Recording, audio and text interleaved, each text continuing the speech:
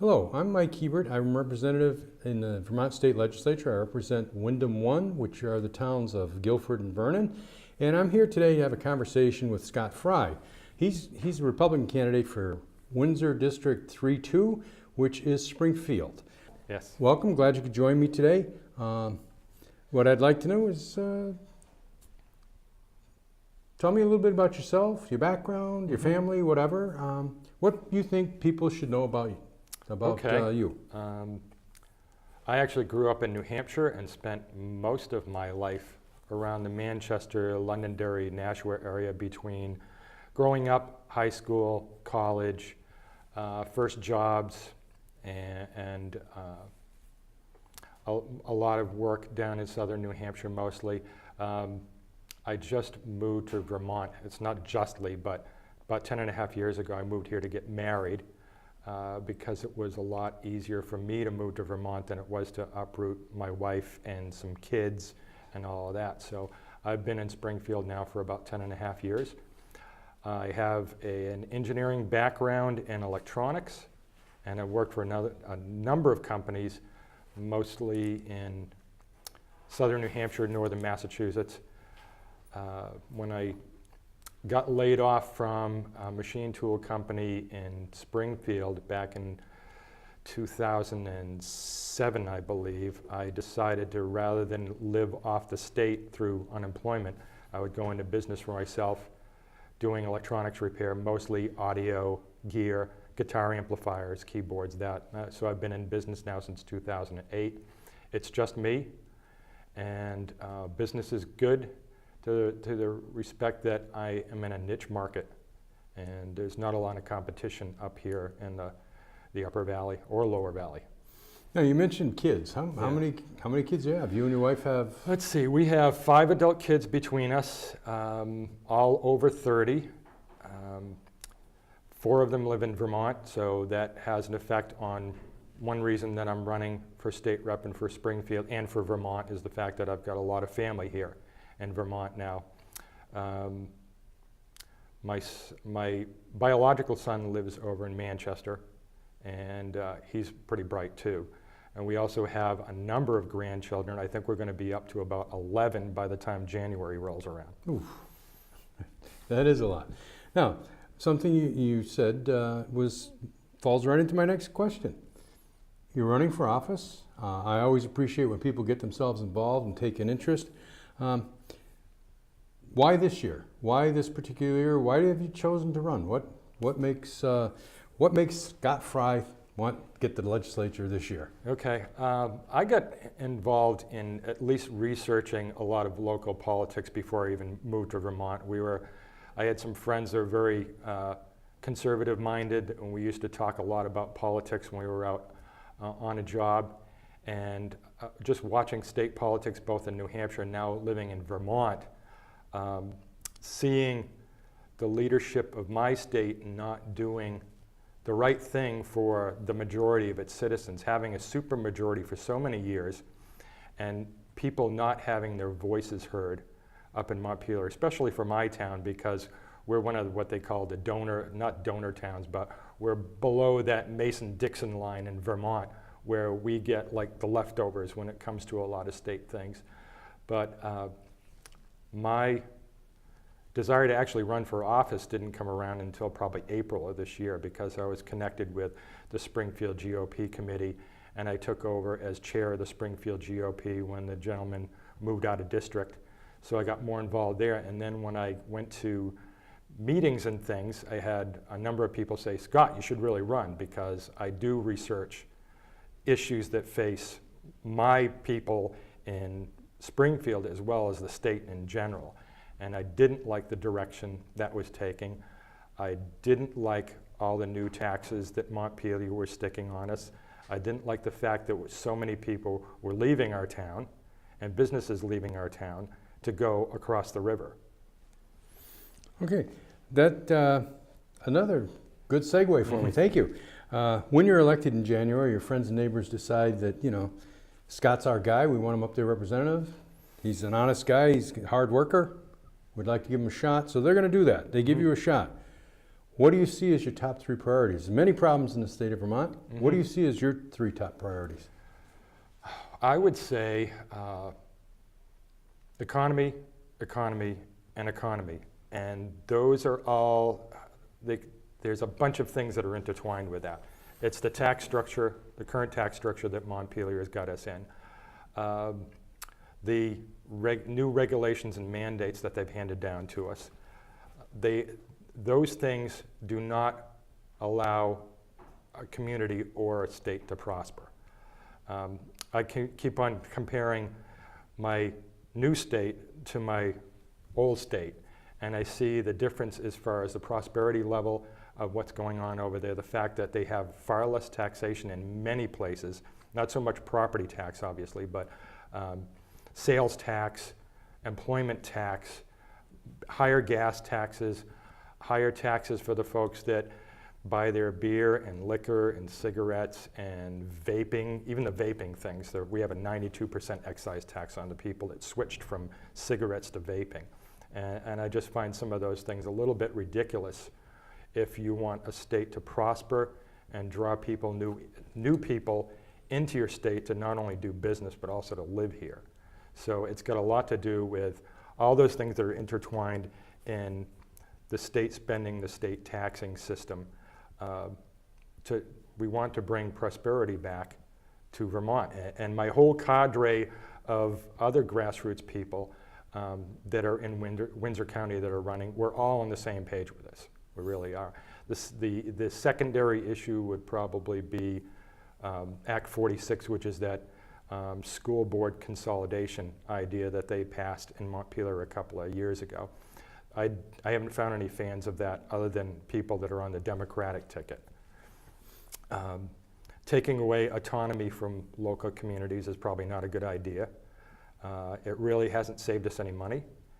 And more and more people that I talk to on the subject that have some knowledge about it don't like it. We were at an event in Montpelier several weeks back that drew people in from many communities in Vermont to talk about Act 46. We had people all the way down in Bennington, all the way up in the Northeast Kingdom, and we had kids from schools, and it was a great informational time that people can watch on video too if they go to the state legislature site and look it up. There's no fans of Act 46. I think it was not communicated properly to the communities. I don't think that they sought the counsel of many school boards across the state on what they were going to do, and it was basically just lumped on all of us, where people lose a lot of school choice in many communities, and it just doesn't make a lot of fiscal sense either. Interesting that you mentioned taxation and beer and liquor and smoking materials and things like that. Living in the Connecticut River Valley, down in my part in Windham County, I see businesses popping up across the river constantly, whether it's guys with humidors, new gas stations, new service stations, things like that. And as I go up Route 5 and look across the river, I see that pretty consistently going up the valley. So you spoke about, as a young man, you grew up in New Hampshire, so that was your home state. Now you make Vermont your home. Do you also see that in Springfield, that there is a definite competitive edge in New Hampshire? Absolutely. Okay. Now, having said that, one of the proposals that's been on the table for a couple of years and the Democratic gubernatorial candidate strongly supports is a carbon tax.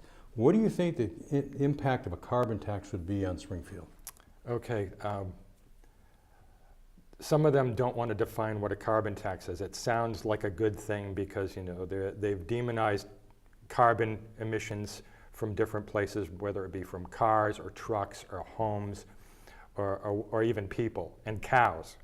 But what the carbon tax is basically a gas tax to essentially punish people that are using fossil fuels to heat their homes with, to drive their trucks and cars with, to get after even the big transport trucks that are vital to supplying Vermont. they want to put about an 85-cent tax per gallon on both fuel oil and diesel and regular gasoline for cars. And that will just, as far as I'm concerned, that will decimate the economy. That's what Stu referred to as death by 1,000 paper cuts. I can't see any benefit to that other than the fact that the state doesn't know how to do its fiscal responsibility, and they're looking for ways to fill the gaps of their improper spending. Okay. I've had conversations in my area with people on fixed incomes, and they're very concerned about that carbon tax, but also they're also creative in solutions. And one of the solutions, I had a conversation with another candidate, Stu Lindbergh, and we talked about a solution that is quite common with people along the border. It was felt that you couldn't take your oil tank from your house and get it filled. Mm-hmm. But I've talked to various people, just about anybody with a pickup truck, getting a tank in the back of their truck and going either into Massachusetts or New Hampshire, filling that up with 100 gallons of fuel oil and coming back and pumping it up. And when you think about the implications of filling your 100-gallon tank and it costing you $88 more, folks on a fixed income and stuff, that's painful. Mm-hmm. Have you had that conversation with people? I haven't talked to enough people that are taking that kind of route, but the fact that a lot of people are talking about something like that, having a truck and going across the border, not only is that going to not give the tax revenue to the state that the Democratic Party wants through this punishment tax that I call it, they also are not going to get the current taxes that they get on fuel because so many people are going across the border and buying it across the river. So there's a whole bunch of tax money that they're not going to get. There's a whole bunch of tax money they're not going to get when people cross the border in their vehicles and go gas up in New Hampshire rather than Vermont. And that's going to take other business away from a lot of these mom and pop gas stations, even the chain gas stations like Cumberland's or T-Bird or whoever. Not only do they sell gas at these places, but they sell a lot of other stuff too. So when I go over to New Hampshire to fill my tank, I get my milk, my bread? Yeah, you get your milk, your bread, and there's a market basket not 20 minutes from my house. And if I'm going to go to New Hampshire to buy my gas, I'm going to pretty much buy most of my groceries over there, because not only do I save on my gas, but I'm also going to save on the fact that there's no state tax on my food that I'm buying over there. And it's just another knock on us for people that were considering coming to our state to be a tourist or live here or do business, when they just keep on lumping more and more taxes on it because they can't get control of their spending in Montpelier. No, when you talk about lumping on more taxes, the Democrat candidate for governor a couple of weeks ago came out excuse me, a couple of weeks ago came out with a suggestion that we have a sales tax on services. You know, you go to your dentist, you go to the plumber comes to your house, electrician, whatever, you have your car, oil change, things like that. All those would have an additional sales tax on them. Mm-hmm. What do you think, again, as someone who has experienced living in New Hampshire and has seen firsthand the difference in tax structure and tax policy, what do you think that proposal would do to your town of Springfield? Because we're so close to the river and the other state, a lot of people will be taking their business elsewhere. That'll have an effect on my business because I'm a service person as well, mm-hmm. in the repair work that I do. So I have to add not only the sales tax on my parts that I haven't paid any tax on, but I also have to lump in another tax on my service costs, which would probably be directly related to the entire cost of whoever's repair I'm doing. And that is going to be for any business in Springfield that's a service industry, whether it's somebody putting in a carpet or a dentist or the plumber or the electrician, and people will just be picking up their phones and dialing 603 instead of 802 to get their stuff done. You know, it's interesting because you did say add-on, and I hadn't thought about that, but as a business person, you had mentioned the big trucks and everything that you get at your home or in your store at some time rides on a truck. Mm-hmm. So that trucker is going to add on to the price of the goods that you're receiving as a businessman. You're going to add that into your price, and then this sales tax price is going to be added in. So all those taxes are again going to be compounded. So that would again lessen our competitive edge. Yes. So, yeah, it's good food for thought, and people Yeah. should be thinking about what the impact is of this continual growth of taxation. Now, earlier you had mentioned Act 46, and you're right. It was intended to consolidate schools, and part of it was if you do consolidate, you get a reward, and if you don't, you get a penalty. It was tweaked a little bit in the last session, but not substantially. There's been a call to repeal it, and there are suggestions on how to fix it. Now, where would you stand in relationship to Act 46, repealing or at least fixing? And if you have any thoughts on what those fixes could be, if you would let folks know what they are. Okay. School board consolidation, Act 46, just bad legislation all the way through. I mean, we even heard somebody that said that it's wide open for litigation as well. And I would favor repealing Act 46. I don't think the state needs to be more involved in issues in regards to school boards. I think we want autonomous local control for our schools. We don't need more government bureaus, more government paperwork. We've done really well without that for a couple of hundred years now, and I don't think you should try and fix something that really isn't broken. It's the school funding issue is a secondary thing that goes on with the education in Vermont. Act 46 is just basically trying to take away local control of where people can send their kids for school. If you don't like, say, Springfield for some reason, it opens up the door to possibly send them to somewhere else. And I know there's a number of people in Springfield that homeschool, and there's a number of people that send their kids across the river to go somewhere else. Not so much school board related, but we do have the fact that we're spending about $17,000 per kid in Springfield.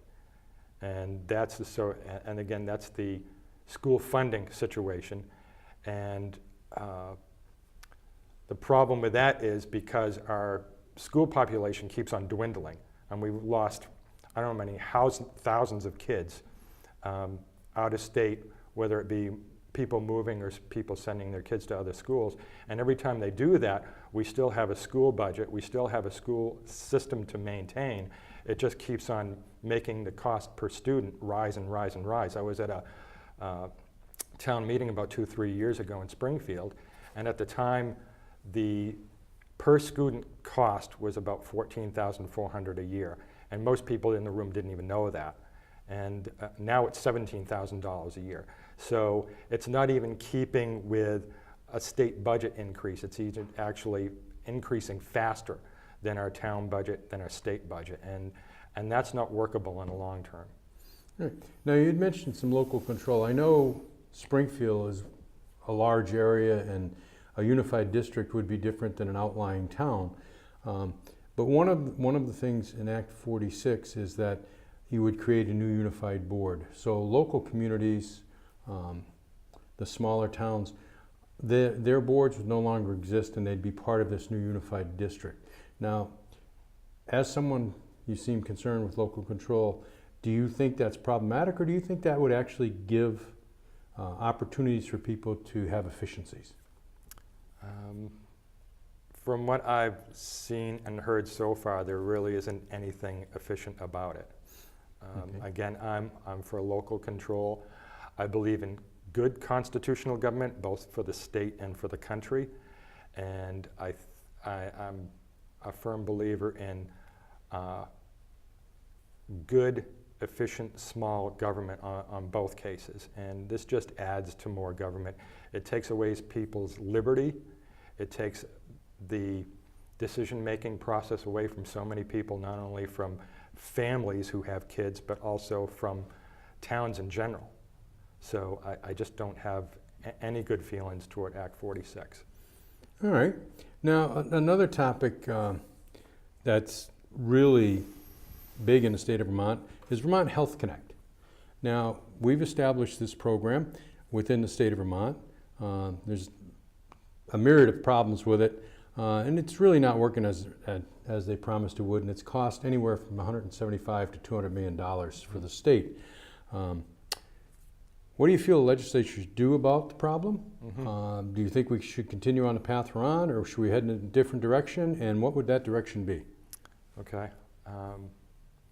I'm not a big fan of socialized medicine or the government taking control of so much of the economy, whether it be in the state or the country. So I'm coming from there. I'm coming from the fact that I've got most of my life in New Hampshire, and we did a little different over there as far as that thing goes.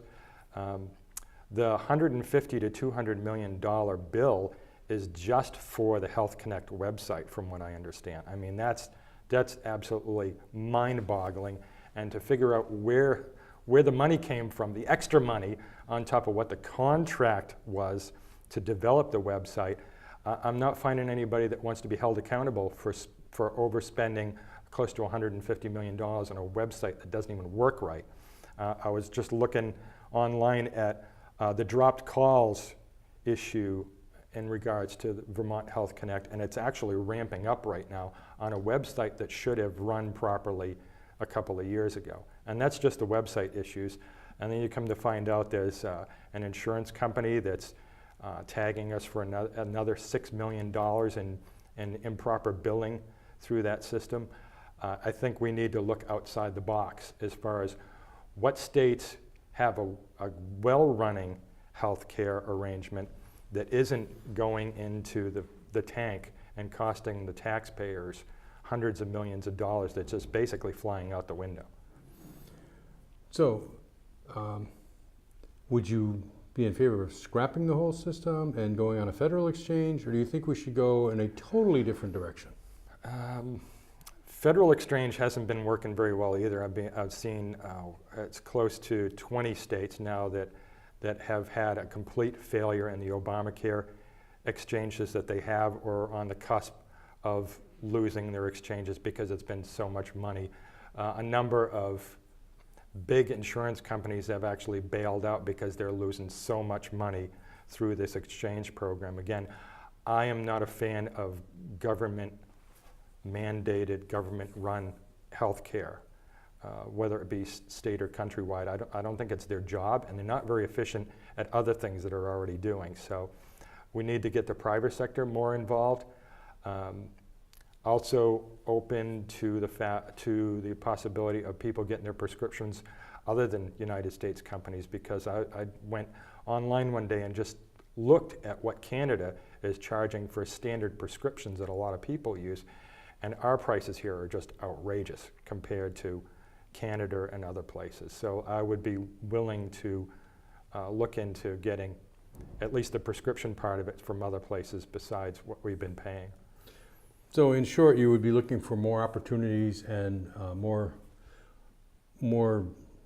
variables for people to make choices on. Yeah, more variables, more liberty to select companies and have some state involvement, but not to the point where it's stagnating our economy and costing us so much money that we have to make it up by making up more taxes because we don't know how to control our spending. Right. Well, there's a couple more issues. We're getting close to wrap-up time, but I did want to take the opportunity to ask you about renewable energy in Vermont, and specifically wind turbine siting. That's a very controversial issue in the state. There were some changes to the rules on how they're sited in the state, and then there was a problem with that. The governor threatened to veto, so the bill was watered down, and then we had to come back for a special session to decide what we were going to do with that veto, to either sustain it or overrule it, and it cost the taxpayers of the state of Vermont tens of thousands of dollars for that to happen. But what in general do you feel about our policies on renewable energy, and in specific the wind turbines that are going on our mountaintops? I'm very much in favor of energy efficiency, but Vermont as a state contributes almost nothing to the whole climate change issue. And that's what some of these folks on the other side of this big push for the wind turbines is all about. And there's other things like the companies that are contracted to build these wind turbines. None of these people work in Vermont.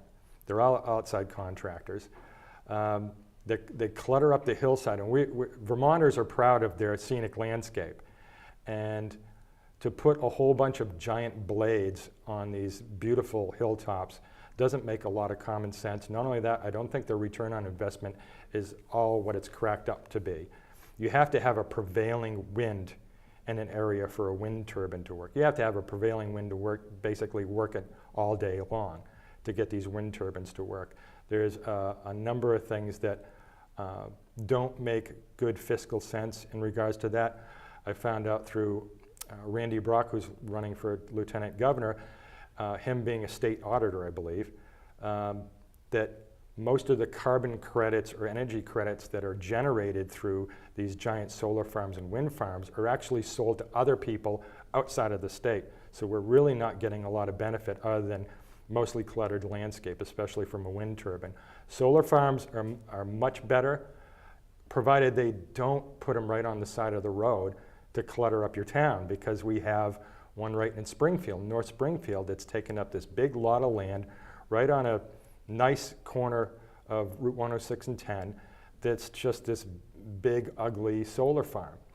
And there's no buffer zone around it. There's no small trees to kind of cover up the chain link fences or anything. They didn't even think about that. It's just their zeal to make people think that they're so green that they just got to come in and do whatever they can to people's property to make that kind of thing happen. So I'm a fan of solar. I think tax credits are a good idea as far as people that want to put solar on their houses, but to send special grants down or that kind of thing from Montpelier probably doesn't make a lot of sense, because there's a lot of just extra bureaucracy, extra paperwork, and other people that have to make money in order for you to get state money to put these solar things on your house. And a lot of people don't have a southern facing piece of property. They can put a giant panel on their property or put one up on their roof. You just don't have the proper perspective to the sun, especially in the latter part of the years, say from October through March, April, where the sun is at a completely different angle. So that has to be worked in there too. But I like solar. I'm not a fan of wind energy around here because of the fact that I don't think there's a return on investment for it. And it's really been politicized. And you can see that the Democrat Party likes getting things from these wind people, because there was just a groundbreaking in some part of the state where not even state legislator people were allowed on the property to see this groundbreaking that the governor was at. And I found that kind of hypocritical, that they want to see this energy program, but they don't want to allow anybody from the opposing party or even the opposing view to see what was going on there. So I saw the video for that, and it was too bad that they did it. Now, we got a couple minutes left, or a minute or so.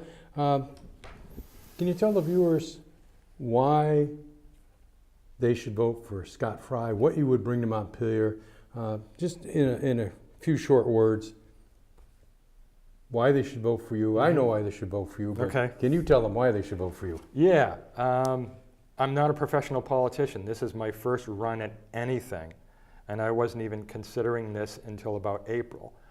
I've been very much interested in what's happening with my state, and the fact that I've seen no real positive changes for Springfield as a community since I've been living in Vermont. All I've seen is houses go vacant, houses being up for sale, people just dumping their houses and not even, and just bailing. They're all over my neighborhood. Fairground Road, which is the one that goes to the town garage and the recycling center, there's 5 or 6 houses in a row on that street that are for sale. And our market in Springfield is horrible, so these people are going to take a tremendous loss even if they sell their houses. Businesses, we've got really large buildings in really good shape that have been vacant for 10 plus years. There's a couple of Stantec buildings in North Springfield. They've been vacant since I've been there. They can't get anybody to come in. We've got 100 River Street where the medical center is. There's tens of thousands of square feet in there that's still vacant. We had a Dollar General come in. Good business as far as people liking that kind of thing, but there's two empty storefronts next to that that have been empty since they moved in. So then it's easy to say that, you know, you send Scott Frye to Montpelier, he's going to be working to improve the economy. Improve the economy, yes. Living in Yeah, Springfield. and I can't do it by myself. There's a whole group of men who are mostly grassroots people who have never been in office before that all desire the same thing for Vermont. We want people to have more liberty as to what they do with what they earn. We want to be able to see businesses want to come here because of our great business climate that could happen. We want more tourists to come up here. We have some great mountains, both in summer and winter. But the potential for all of these new taxes that the Democratic Party wants will just really drive people over across the border, whether it be New York on the other side of the state or New Hampshire on this side of the state. I have kids in school. That concerns me. I'm a taxpayer and a business owner right in Springfield. That concerns me. I want my town to prosper. And I don't see that happening with the current flock that's going up there. Well, I guess we've come to the end here. I mean, time does go by quickly. Scott, I'd like to wish you luck. Thank you. I think you do a good job for Springfield, so good luck. Hope to see you in Montpelier. Thank you.